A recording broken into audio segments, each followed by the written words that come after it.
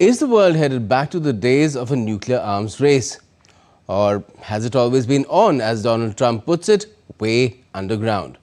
Without offering any proof, the US president has made it clear that he has directed his Department of War to renew testing nuclear weapons because other countries, namely Pakistan, China, Russia and North Korea, are doing it. His Energy Secretary Chris Wright, however, has a different take on it. Here's my report. Despite the well-recognized horrors of nuclear weapons, the world seems to be moving in the direction of a reboot of the Cold War-era nuclear arms race.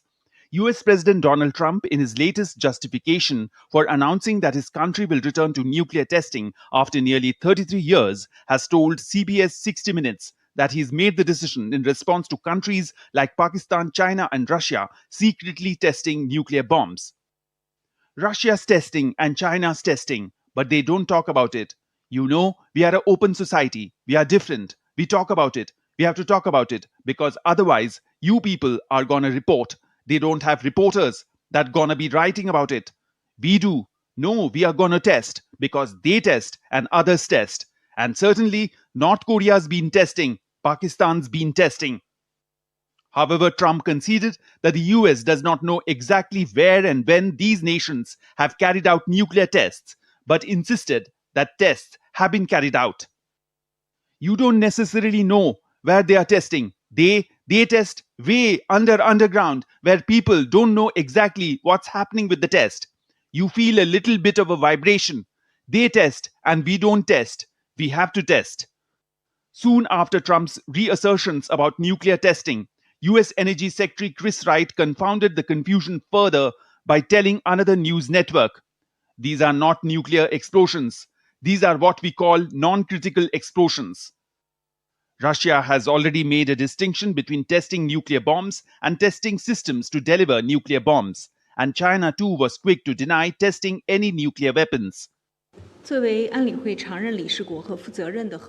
a permanent member of the UN Security Council and a responsible nuclear weapon state, China has always adhered to the path of peaceful development, pursued a policy of no first use of nuclear weapons, upheld a self-defense nuclear strategy, and abided by its commitment to suspend nuclear testing.